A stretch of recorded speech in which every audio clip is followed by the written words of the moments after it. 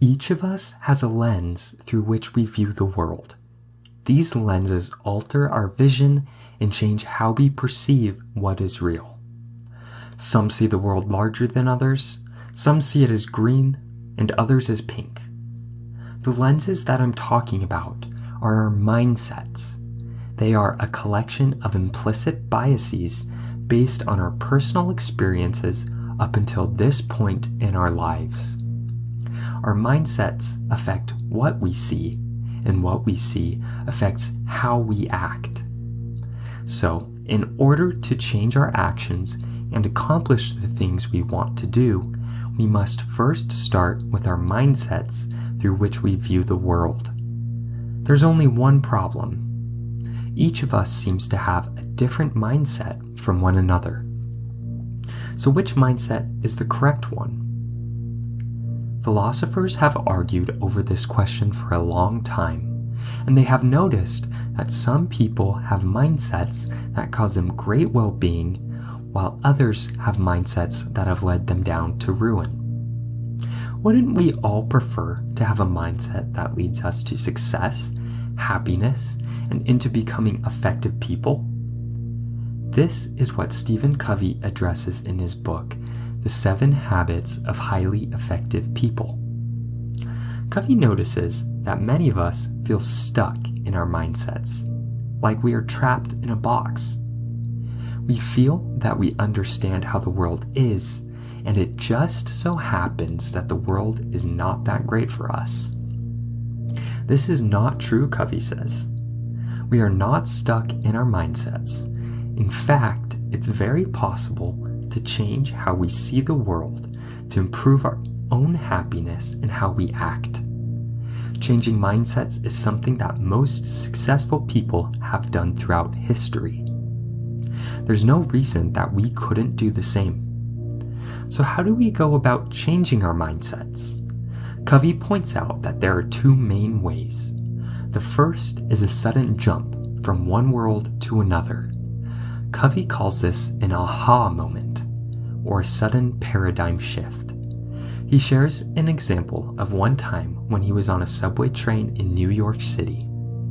At one stop, a man with his children entered the subway car with his children. The man sat with his head in his hands as his children were acting rambunctiously. Stephen grew irritated at the indifference of the man. How could he let his children disturb the other passengers? Covey turned to the man and politely asked if he could control his kids a little bit more. The man apologized and explained that they had just come from the hospital where the kid's mother had passed away only an hour ago. Covey's entire demeanor changed. He writes, "Can you imagine what I felt at that moment? My paradigm shifted.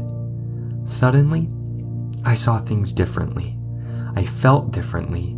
I behaved differently. My irritation vanished."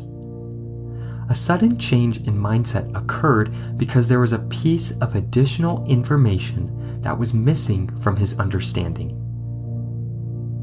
Rather than feeling trapped in our current mindset, we should keep our minds open to the idea that there is always additional information that could change our paradigms in a single moment. If we are feeling hopeless, there's additional information that will give us hope. If we feel that we are incompetent at work, school, or in our relationships, there is additional information to help us become successful. The second way a mindset can be changed is internally. When we realize that our paradigms can be changed, we don't need to wait for something to surprise us. We can intentionally work towards a goal or principle and expand our worlds piece by piece. This is the part where the wisdom of many religions have already touched on. Although not exclusive to religion, many people have understood that cultivating virtues is entirely possible. If we want to be more patient, we can practice and study to become more patient. If we want to become more honest, we can practice and study to become more honest. The first step to becoming an effective person is to realize that our mindsets can be changed. Our paradigms can be shifted, we can see the world in a new light, and we can become greater than we were yesterday. So if we can control how we build our mindsets, why shouldn't we work towards our own gain? Stealing, cheating, lying. Let's go back to thinking of mindsets as lenses or a pair of glasses. Think of people around you wearing different mindset glasses. You notice that they are unsure of where they're going. They keep bumping into things. Some pairs of glasses seem to even lead people into dangerous situations. Now think of a second group. These people are all wearing a similar set of glasses.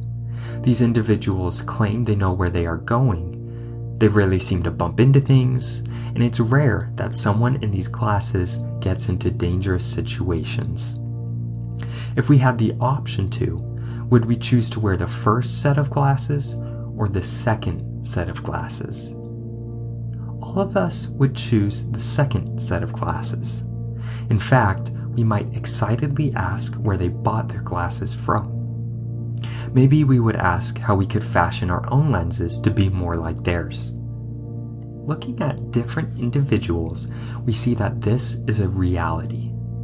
The people who wear the second set of glasses are those who have mindsets based on the true principles of fairness, integrity, honesty, human dignity, service, quality, excellence, potential, growth, and many more principles. Think about it. Do we really believe that a mindset based on lying, stealing, cheating, mediocrity would lead to a happy life of fulfillment, or that it would lead to personal success? Each of us can search our souls and figure out that this is not the case. We should therefore seek to lean towards the opposite side of the spectrum, building ourselves up based on true principles. This is what Covey calls a character ethic. It means building ourselves from the inside out, realizing that there's no shortcut to a fulfilling life. We must put in the effort to make it a reality. As a pianist, I think of character ethic as the practice and time that I spend learning a new piece or learning new techniques to improve my performance. When I have done a good job and achieved the level of mastery needed to perform a piece, others can hear it in my playing. Additionally, if I stop practicing the piano or that specific piece, I start to forget what my hands should do. Not all at once, but over time.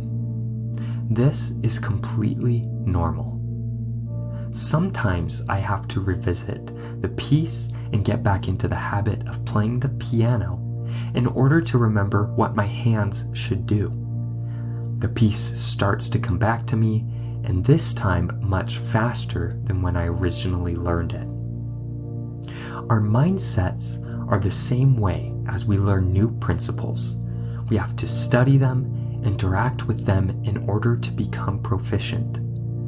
Some people have a natural talent, while others of us have to learn that principle from scratch.